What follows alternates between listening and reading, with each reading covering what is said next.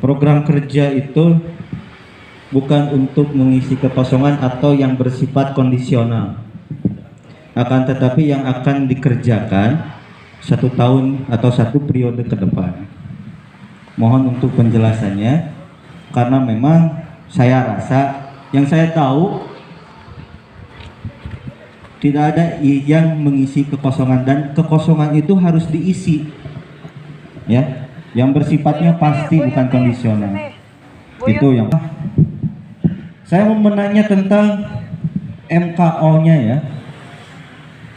Bagaimana pengelolaan Aji dari nomor urut 2 dan wakilnya siapa lagi? Alifah, Pak. Alifah, Aji dan Alifah.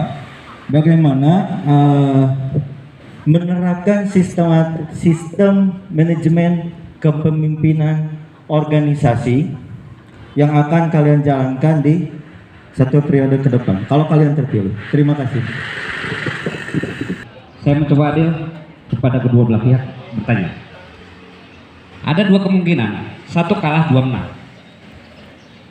Sikap Anda kalau kalah dan kalau menang, sikap kepada pribadi Anda akan seperti apa Anda bersikap?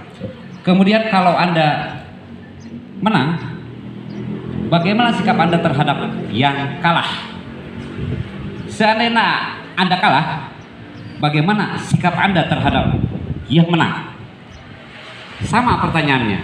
Kalau Anda kalah bagaimana?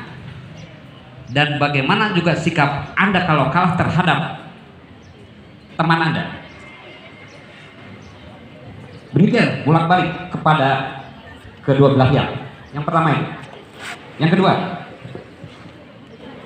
seandainya Anda jadi ketua OSIS di antara 2 kandidat ini, pasti ada pemenangnya.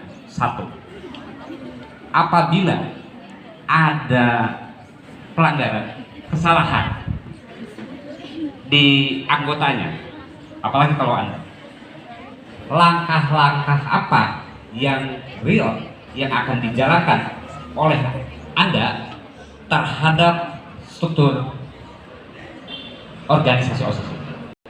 Kalau saya menang, saya akan mencoba menerima apa masukan dari calon kandidat yang kalah. Saya tidak akan membeda-bedakan.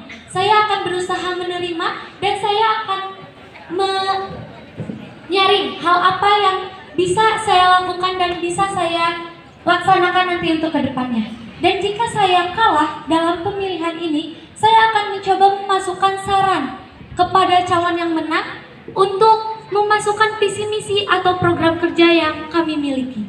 Sekian, terima kasih Bapak. Dan hal apa yang akan kami lakukan jika ada anggota yang melakukan kesalahan atau ada anggota ketua atau anggota yang melakukan kesalahan? Hal yang akan kami lakukan adalah menerapkan 2 prinsip, yaitu yang pertama pendekatan dan yang pertama pendekatan dan yang kedua adalah pengambilan keputusan. Terima kasih. Saya dan Kak Aji, kalau dalam pemilihan ini kami akan menerima dengan baik.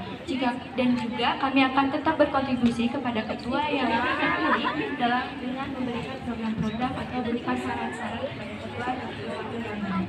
Tetapi jika kami benar, tentunya kami akan meningkatkan kepribadian kami dalam kepemimpinan dan juga karena izin jawab. Untuk pertanyaan yang kedua tadi, seperti yang Bapak katakan, jika saya berbuat salah anggota, itu yang akan saya lakukan adalah memperbaiki diri, karena setiap manusia juga mempunyai hati dan keinginan masing-masing, dan juga setiap manusia itu pasti ada perubahan untuk memperbaiki diri, begitu juga dengan saya. Terima kasih.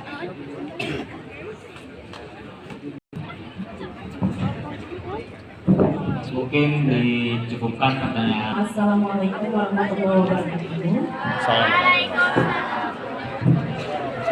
Gimana kabarnya semuanya, sehat? Masih semangat nggak ini? Oh, lemes ya? Semangat ya? Oke, sebelumnya Ibu ingin bertanya ya ke 2 calon. Nah, nanti itu kan pasti ada yang terpilih dan yang kalah gitu ya, ada yang menang dan ada yang kalah. Nah terus nanti kira-kira kalau misalkan yang kalah itu akan tetap ikut tidak di OSIS ya. Terus misalkan nanti ada yang menang, kira-kira kan pasti ya di tengah perjalanan di kepengurusan itu pasti ada yang namanya pro dan kontra. Nah kira-kira bagaimana ya cara kalian dalam menghadapi situasi seperti itu? Ya itu untuk pertanyaan. Nah selanjutnya di sini ibu hanya ingin memberikan apa ya sedikit mengajak gitu ya kepada anak-anak ibu di sini bahwa yang namanya ekstrakurikuler gitu ya sangat bermanfaat gitu untuk kita semua gitu ya. Jadi yang namanya sekolah, kuliah dan sebagainya itu yang dibutuhkan adalah ya maksudnya si ekstrakurikuler itu adalah sebagai bekal ya, bekal kita untuk melanjutkan misalkan nanti akan melanjutkan ke perguruan tinggi dan sebagainya gitu ya. Nah biasanya kan kalau di organisasi ya orang yang mengikuti ekstrakurikuler dan tidak pasti akan berbeda gitu ya, dari mulai pengalaman, dari mulai